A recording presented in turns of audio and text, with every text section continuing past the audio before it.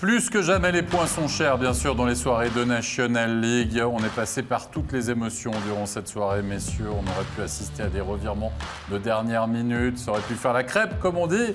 Et en tout cas, on a vu des buts, on a vu des beaux arrêts, des vilains gestes aussi. On est en compagnie ce soir de Freddy Bobillier, de Florian Kautz.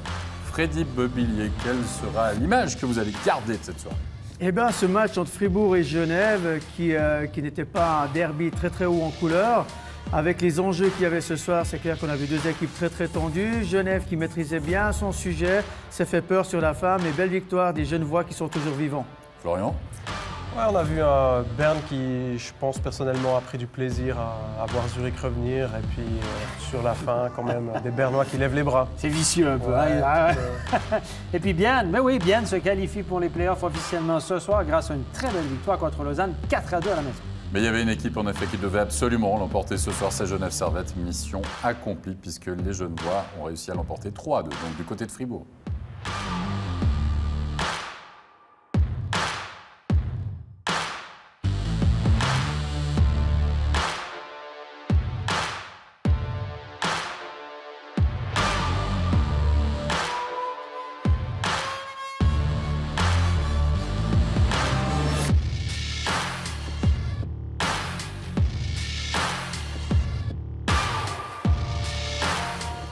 La lutte pour les playoffs atteint en effet son paroxysme. Illustration une nouvelle fois ce soir sur les patinoires helvétiques. Il ne faudrait pas oublier, messieurs, que si ça avait été une soirée presque normale, on aurait dit 2 derbys romans ce soir. Et on va commencer par la rencontre entre Bienne et Lausanne qui finalement ont un tout autre objectif que Fribourg-Gotteron et Genève Servette. C'est tout simplement d'avoir l'avantage de la glace lors des quarts de finale.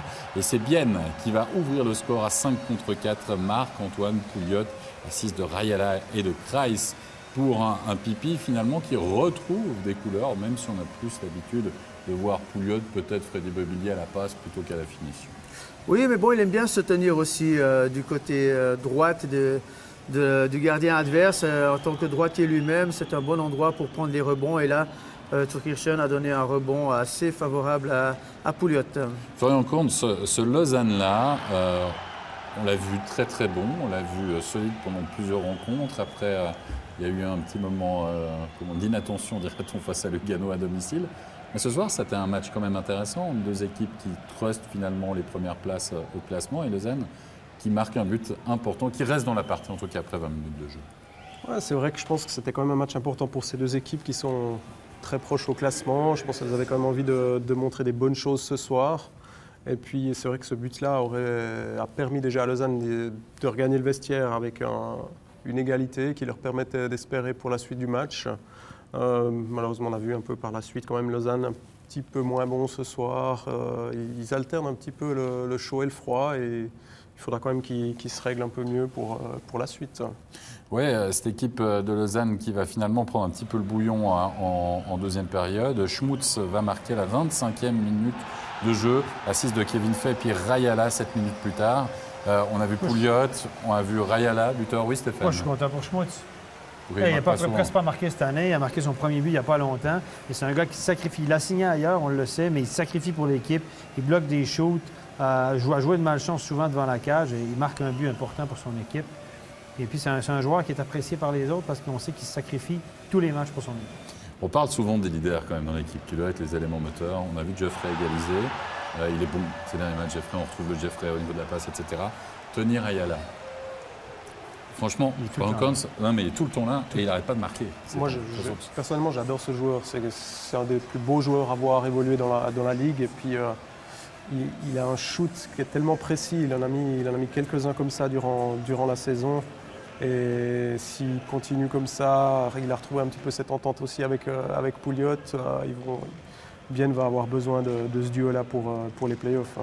Et Lausanne qui reste finalement dans la partie parce que ça a été assez serré. On voit Vermin, on voit Berchi aussi. Berchi, Vermin. Berchi, c'est Freddy Bobillier du côté de Lausanne, c'est aussi l'homme en forme. Ouais, c'est ce qu'on attend de ces joueurs. Berchi, Vermin, il y a beaucoup d'attentes sur eux. Les investissements étaient importants du côté de Lausanne. Là, Berchi est un peu chanceux. C'est peut-être même pas lui qui met ce puck, puisqu'on voit que c'est le défenseur de Bienne qui shoot le puck sur le patin de son coéquipier. Mais bon, c'est lui qui est le dernier à avoir touché la rondelle, donc ce but lui est attribué.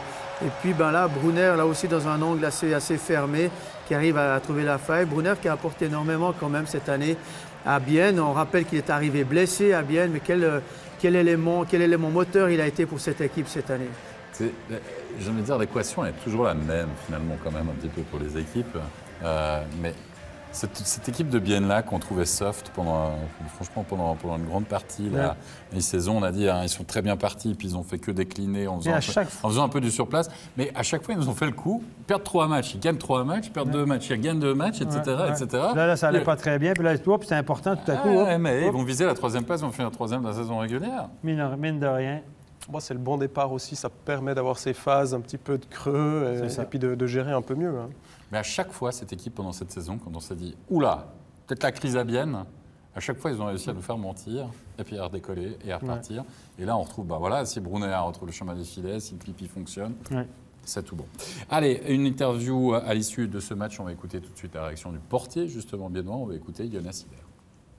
Jonas Hiller, ce soir, vous avez su vous imposer votre rythme face à ce Lausanne Hockey Club. Je crois sur 60 minutes, on a fait un bon match. C'était pas facile. Aussi, mentalement, on savait qu'est-ce qu'il y a sur la ligne, les points super importants aussi pour Lausanne. Et puis, on a été focus à ce qu'on voulait faire. Et puis, sur les 60 minutes, comme je t'ai dit, je pense qu'on a gagné les 3 points. Avec ces 3 points, vous repassez devant Lausanne. Vous êtes 3e maintenant du classement. Est-ce que c'est important de finir 3e ou 4e? Bien sûr, c'est clair que c'est cool de commencer à la maison pour les playoffs. 3e, 4e, tu sais jamais. Bien sûr, c'est cool. C'était 3e, mais il y a encore 2 matchs. Tout le monde a besoin encore des points. Et puis, nous essayons de continuer de jouer bien et puis être prêts pour les playoffs. Merci beaucoup, Jonas Hiller. Voilà pour cette interview de Jonas Hiller. Autre son de cloche, forcément, du côté, cette fois-ci, lausannois. On va écouter l'interview d'Étienne Froidevaux. Étienne Froidevaux, défaite ce soir à Bienne. On a l'impression que vous avez subi le rythme de Bienne et que vous n'avez pas su imposer le vôtre. Exactement. Je pense notre plan de jeu, on n'a pas pu vraiment le faire pendant 60 minutes. Peut-être quelques minutes, on avait... on a bien joué, mais après, sur 60 minutes, on n'était pas là. Et puis, pour moi, bien, ils ont mérité à gagner. Il y a cette lutte pour les playoffs. Vous dites que vous n'étiez pas là, c'est un petit peu bizarre. Avec ça, je veux dire que les choses qu'on veut faire, d'être discipliné, de toujours mettre le puck au fond, parce qu'ils viennent jouer assez simple et puis ils sont assez passifs, mais après, quand ils gagnent le puck, ils sont vraiment forts en contre-attaque. Et puis ça, on sait, mais on a perdu de puck dans le zone neutre. Et puis de jouer comme ça contre Bienne, surtout ici à la maison, après, c'est très dur pour nous. Victoire de Bienne donc ce soir face au Lausanne Hockey Club. Notre match studio, la lutte en effet pour les playoffs entre Fribourg et Genève. Les données du problème étaient très simples. Genève Servette devait absolument s'imposer à Fribourg qui a encore le droit à un joker, entre guillemets. Et Genève Servette, qui va finalement s'imposer dans cette partie, si vous étiez avec nous. Une partie qui a mis du temps à se dessiner, finalement, un premier tiers, on l'a dit, bloqué. Et finalement, c'est John Fritchie, un des hommes en forme. L'homme providentiel. L'homme providentiel. 3 fois contre du 3 côté de Genève Servette, ouais. Mais en tout cas, c'est lui qui marque véritablement des points et qui dévie cet envoi de Goran Bézina, après que celui-ci ait été dévié finalement par Julien Sprunger. Mais c'est un but forcément important, en effet, pour Genève Servette à ce moment-là de la partie, Freddy Bebillier, parce qu'on est en fin de période et que, mine de rien, même si rien n'est exceptionnel, au moins c'est beau. Ouais, mais John Fritchie, il est méritant. Il a un peu le même style de jeu que son père, en fait, parce que son père aimait bien aller devant la cage et puis prendre des coups, dévier des pucks. Et là, on le voit, si lui ne va pas là devant, et Berra peut peut-être certainement récupérer ce puck. Puis Fritchie, on le retrouve encore une fois ici pour l'assist sur le but de Romy à 4 contre 5. Donc Fritchie est beaucoup utilisé dans les situations particulières. C'est un gros travailleur. Et puis c'est vrai qu'en cette fin de saison, il fait régulièrement des points. Mais c'est Bertrand qui n'a pas réussi à suivre Kevin Romy. Et c'est le 2-0 pour Genève Servette. Et Genève Servette qui va enfoncer le clou. On est en début de deuxième période. C'est Fulmin qui va marquer le troisième, avec pas mal de trafic devant la cage Noirod qui passe notamment devant Reto Berrin. Mais jusque-là, jusqu'à ce 3-0, là, et même après, finalement, faut en compte, on a un Fribourg-Gotteron incapable de sortir de sa boîte. Ouais, on l'a dit précédemment, un Fribourg-Gotteron complètement passif, qui a très peu tenté de choses. On a vraiment vu une équipe sans énergie, sans volonté. Et puis ça a permis à Genève de tranquillement mener 3-0. Ils n'ont même pas eu besoin de forcer le jeu, de forcer les décisions. C'est un petit peu tombé de l'arbre comme ça pour les Genevois. Et pourtant, ils ont plusieurs possibilités en supériorité numérique pour enfoncer définitivement le clou, pour mener 4-0. Ils laissent passer finalement leur chance. Ils la jouent un petit peu, je joue la montre. Et finalement, Tanner Richard qui ne va pas pouvoir récupérer ce puck. Jim Slater, on le voit à l'origine et finalement à la conclusion de cette réduction du score à 4 contre 5. Et tout d'un coup, ça fait la crêpe. Enfin, ça a failli faire la crêpe, on la tourne, on n'a pas réussi à la finir de l'autre côté. Mais franchement, Freddy Peublier, non mais c'est exactement ça. Tout d'un coup, vous n'avez pas de match, il n'y a pas de match finalement dans cette partie. Et tout d'un coup, paf, un coup du sort. Pourtant, il y a toujours 2 buts d'avance pour Genève Servette. Et tout d'un coup, on ne voit plus qu'une équipe, c'est Fribourg-Gotteron. Eh oui, mais ça arrive trop tard. Il reste moins de 5 minutes de jeu quand Schild marque le 2-3. À ce stade de la compétition, quand vous jouez face à Genève, vous jouez votre saison pratiquement ce soir. Vous ne pouvez pas vous permettre de jouer que 5-6 minutes sur une partie. On a vu un Genève Servette qui s'est laissé piéger à son propre jeu de troisième tiers. Et puis Fribourg-Gotteron y a cru, mais le mal était déjà fait. Alors la crêpe, elle a mauvais goût quand même du côté de Fribourg. Il y a de sirop d'érable dessus. Ouais, elle aura un mauvais goût ce soir. Sirop d'érable a tourné. On en a parlé ici, sur ce plateau il y a quelques instants, Stéphane. Oui. On voudrait revoir la charge sur Daniel Rubin en mettant une précision et en faisant un mea culpa. Un mea culpa. En régie, on nous a signalé que dans mon explication, j'ai fait une petite erreur.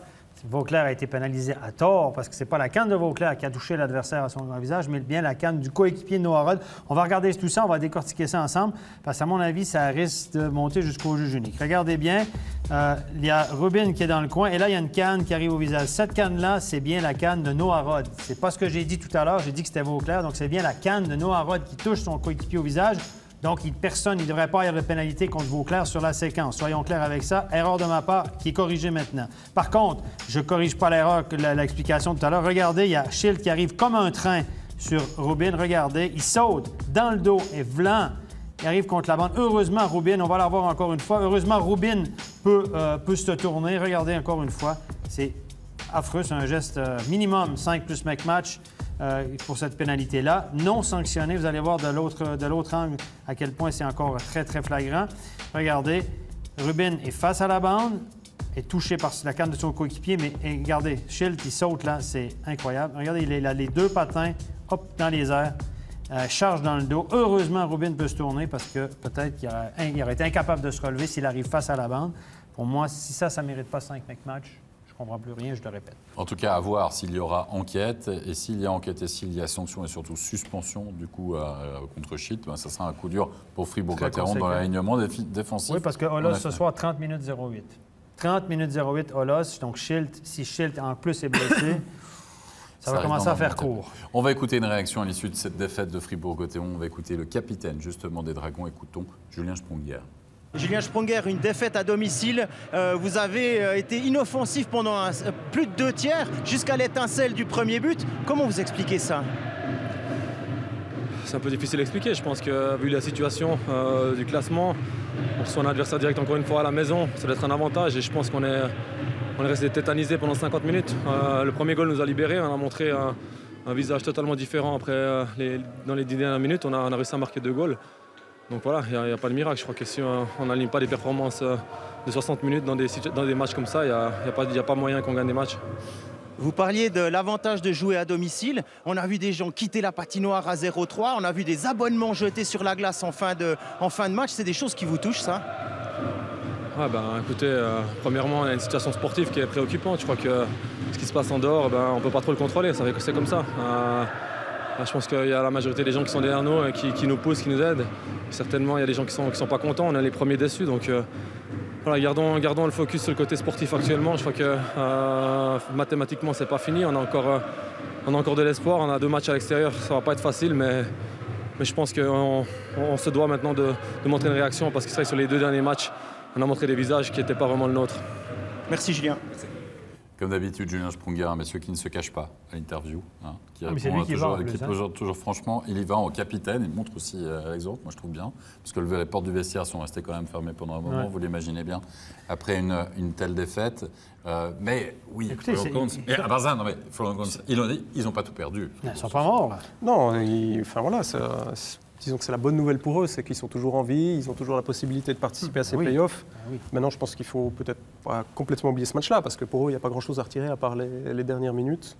Donc maintenant, se concentrer sur demain, et puis garder cet espoir, et puis peut-être changer de visage, quoi. Freddy ? Mais c'est quand même préoccupant, parce que en une semaine, là, à Langnau, mardi contre Lugano, ce soir, on retrouve les mêmes, on voit les mêmes matchs, on voit la même équipe qui n'a pas de réaction. Il n'y a pas eu de réaction après Langnau, après une victoire qui a un peu caché la merde au chat, quelque part. Gagner 1-0 dans les dernières minutes de jeu à Langnau, on n'a peut-être pas rendu service pour cette semaine. Mais mardi contre Lugano, Fribourg-Gotteron s'est laissé berner par Lugano, qui certes a fait un bon match, mais sans plus. Et on ne voit pas de réaction, l'équipe semble résignée, et c'est ça qui est le plus dérangeant. Peut-être la bonne nouvelle pour Fribourg, c'est que c'est 2 matchs à l'extérieur, finalement. Peut-être que la pression, il n'y aura peut-être pas la même chose dans la tête. Peut-être. Allez, on va s'intéresser maintenant à Genève Servette, réaction à l'issue de cette victoire. On va écouter John Fritzsche.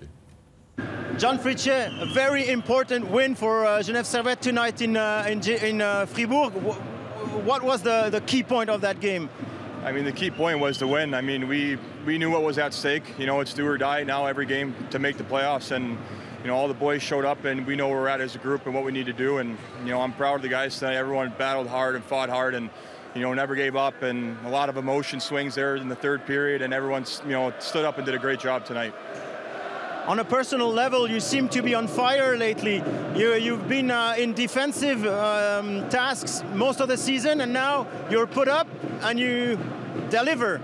You score, you help score. What has changed? I mean, it's, you know, roles change. You know, when with all the injuries that we have, some guys have to step up, and that's a responsibility that, you know, I wanted, and and I'm trying to do game in and game out, and I can do it to the best of my abilities, and it's turning out great for me right now. But, you know, usually with a healthy roster, I'm a defensive guy, and, you know, I play, you know, smart and forward hockey.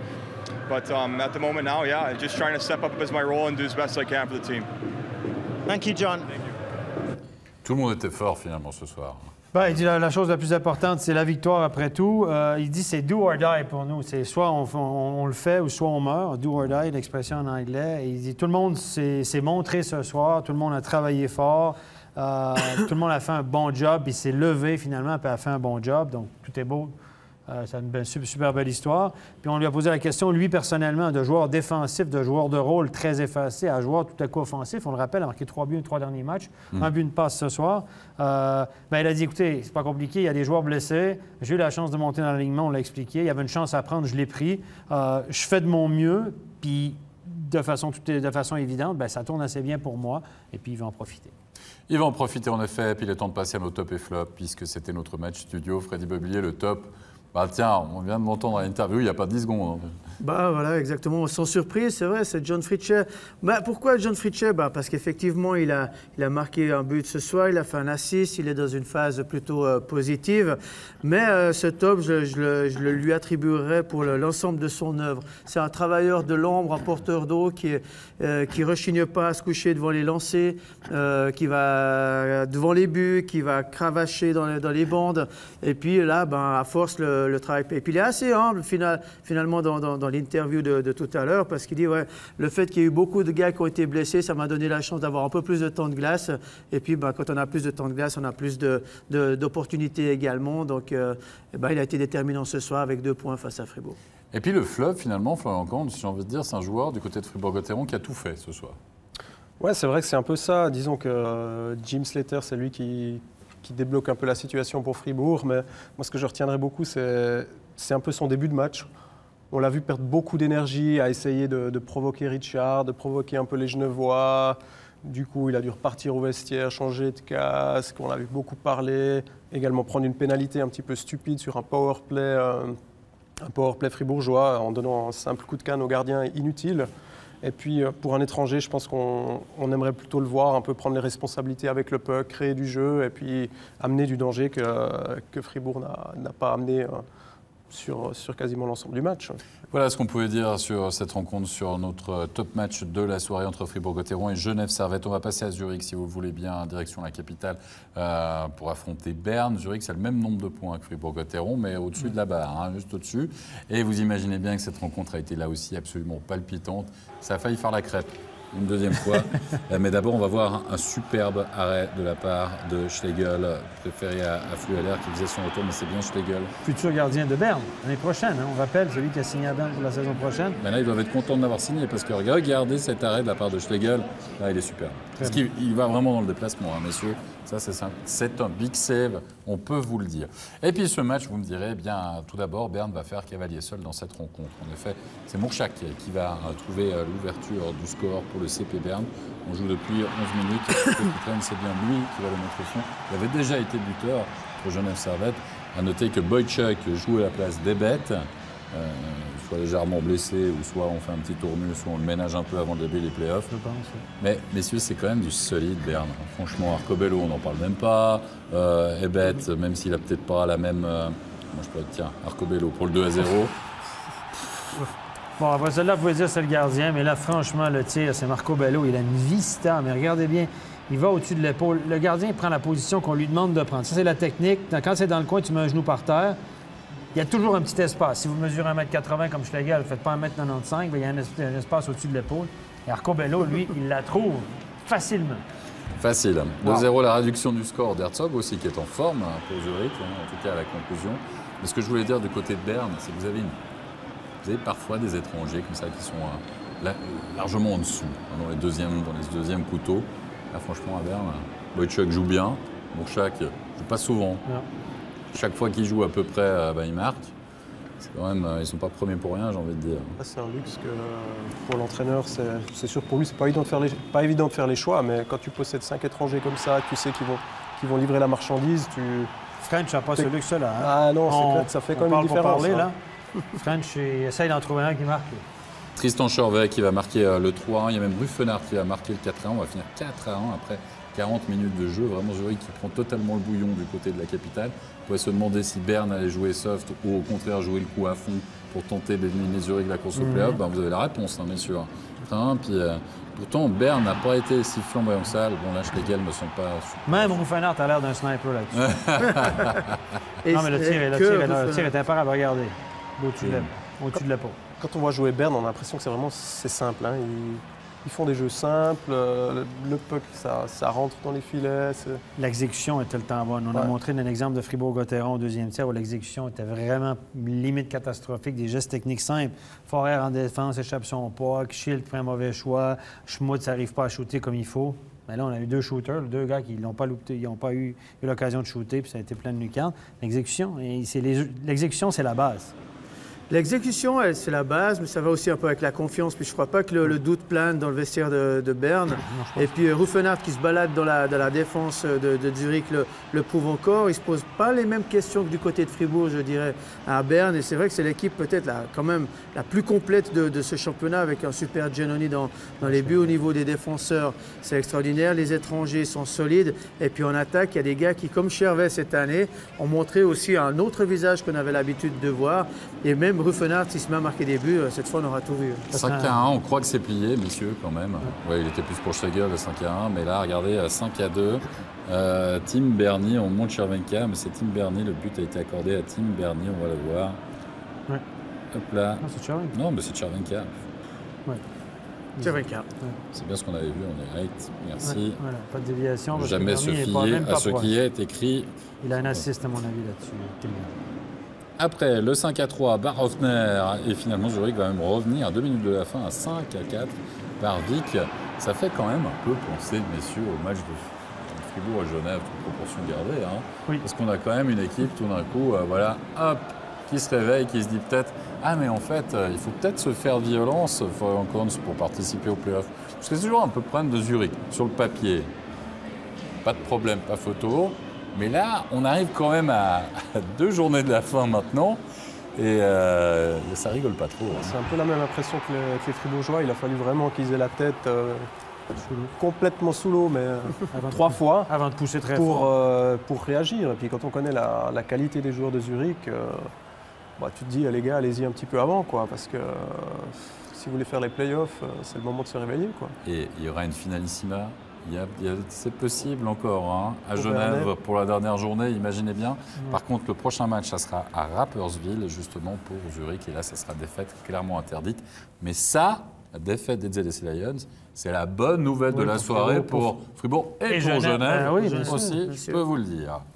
Allez, messieurs, on continue notre tour d'horizon. Ambry, Davos. Ambry, c'est la magie du côté de la Valachia cette saison. Je peux vous dire, c'est une ambiance de folie, de boîte de nuit. On a même vu à la fin de la rencontre et de cette nouvelle victoire d'Ambry Piotta, Massimo Lombardi faire. Alors, c'était plus de la musique classique parce qu'il faisait le chef d'orchestre avec le public, mais il y a une communion. Et puis, il y a surtout un premier tiers de folie. Fora, Kubalik offert, 2 buts à 5 contre 4. Kubalik aussi, assiste et Tsverrière.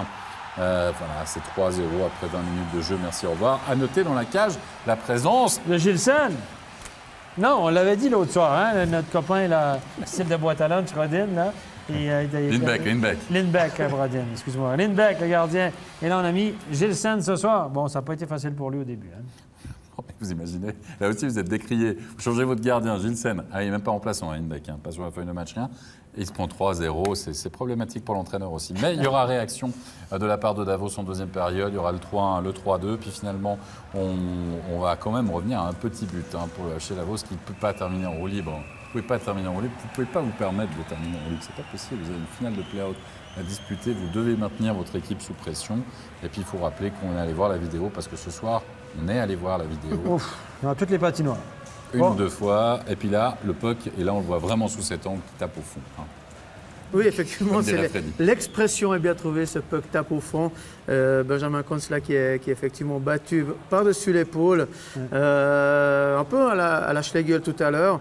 Mais c'est vrai que ça a relancé les actions de Davos qui a failli revenir, mais il y a quand même du côté de la Valachia une belle phase. Et puis des snipers comme D'Agostini qui met ce 4-2, qui libère un petit peu les esprits tessinois. Ouais, il a un top shot aussi. Il fait partie de ces joueurs qui ont vraiment un très très bon tir. D'Agostini 4-2, puis Lyon qui marquera dans la cage vide le 5-2. Ambry tout près de valider son...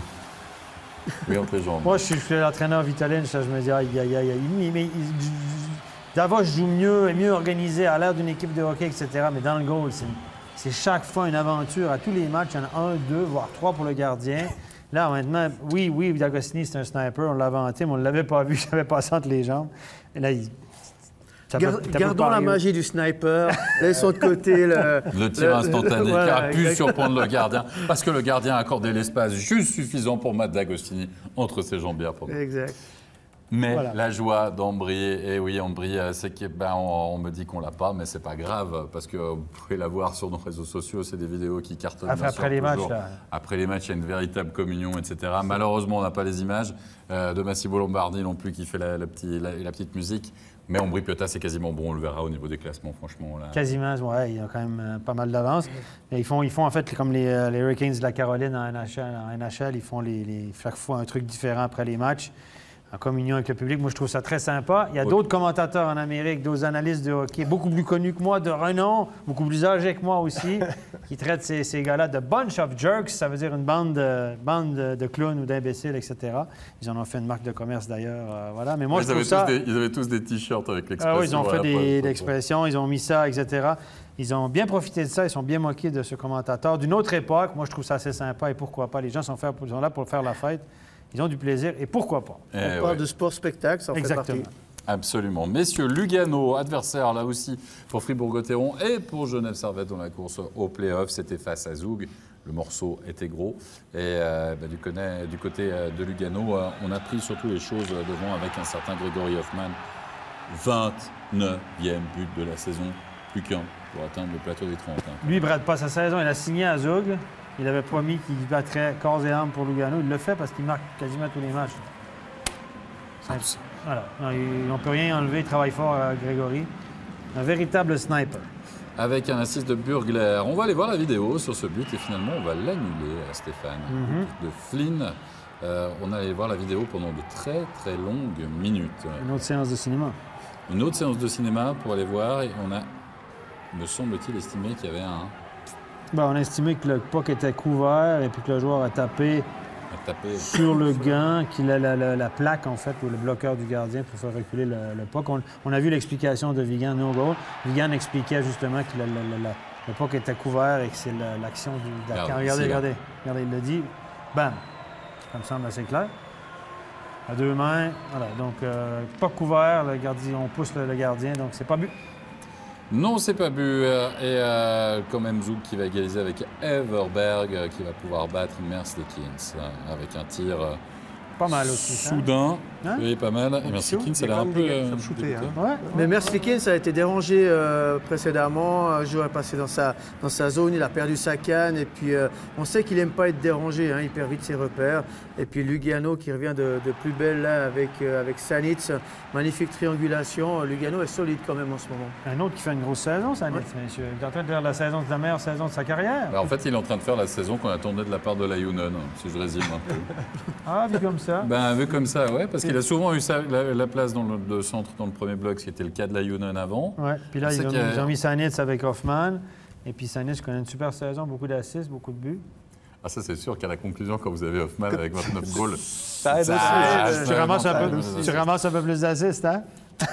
C'est ça, c'est être au bon endroit, au bon moment avec les bonnes personnes.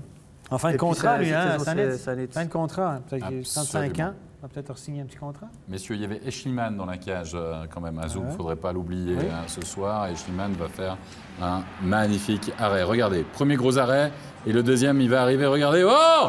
Il allait où cherchez-vous ce puck en faisant le bateau et avec la mitaine, Freddy Mobilier? C'est une Dominique Hachek presque avec les jambières en l'air où j'ai cru revoir jouer Robert Meuvely, le style bateau qui lance les jambières en l'air. Mais c'est vraiment un arrêt réflexe magnifique, on le voit bien ici. Il lève la jambe au dernier moment et bang, il ramasse ce puck. C'est vraiment génial, quoi. Roblon, s'il voit ces images, il va rêver de nouveau. À l'époque, c'était régulier tous les matchs. Ah ben, bien sûr. Bert Kindler, grand spécialiste du bateau aussi. 1986-87. Superbe. En fait, les entraîneurs des gardiens, ils détestent ça. Il n'a pas eu le temps de se relever, il a fait au plus pressant. C'est efficace. C'est efficace. Ça marche une fois, ça ne marche pas à chaque fois. Beaucoup de chance. En tout cas, ça joue pas... on était à 2-1 après 20 minutes de jeu. Messieurs, ça va s'accélérer en deuxième période, même si ça va rester indécis, puisque Valkier va marquer le 3-1. Puis finalement, Reto Souris va réduire le score à 5 contre 4. Assist de Klingberg. Reto Souris, qui a signé du côté de Lugano. Tu parlais d'Hoffman. Ouais. Qui va faire le chemin inverse. La Souris, il ne solde pas non plus. Non, il connaît une très bonne saison. Souris avait eu des problèmes ces dernières saisons, mais là, il est revenu. Le petit joueur offensif, le bon joueur offensif qu'on avait connu, notamment au début de sa carrière du côté de Genève, mais Souris, très efficace. Absolument. Et Linus Klasen, le 4-2 à 5 contre 4. Et si on retrouvait Florian Kunz, le Linus Klasen qu'on a connu, celui qui nous épatait, le constructeur de jeu, capable aussi d'être efficace à la finition. Ouais, moi je trouve que Klassen, là, depuis quelques matchs, on a l'impression qu'il a retrouvé le rythme, on le revoit dominant, et puis quand il est à ce niveau-là, on peut s'attendre à tout avec lui. Il est capable de faire la différence, soit en marquant des buts ou en délivrant des passes à n'importe quel moment. Donc c'est le bon moment pour Lugano de récupérer un Klassen à ce niveau-là. On a sorti le gardien très tôt du côté de Zug. On a réussi on s'est fait encaisser le 5-2 par Morini dans la cage vide avant que finalement Gareth Rowe scelle le score final. On a de nouveau vu ça. Bon, il y avait 2 buts d'écart, on est d'accord Stéphane, mais on sort le gardien de plus en plus tôt. C'est un peu la nouvelle théorie. C'est la mode, on voit ça en NHL. Il y a des trucs, il y a tout un travail qui a été fait là-dessus. La probabilité de marquer est beaucoup plus grande quand vous retirez votre gardien plus tôt, donc entre 3 et 4 minutes qui restent au match, au lieu d'attendre la dernière minute, comme on fait souvent, ou la minute et demie, comme Arnaud a fait ce soir, Arnaud Delcourteau à Berne, mais il faudrait qu'il se mette à la page, parce que la nouvelle théorie, c'est de dire qu'il faut retirer... La probabilité de marquer est beaucoup plus grande lorsque vous retirez votre gardien entre 3 et 4 minutes, même à 3-4 minutes de la fin. On est rendu là, il y a des études qui ont été faites, etc., dire que vous avez plus de chances de marquer. Il y a beaucoup d'impondérables là-dedans. Là. C'est l'effet de mode, quoi. C'est un peu un effet de mode. En NHL, ils ont commencé ça, puis il y a des travaux qui ont été publiés là-dessus.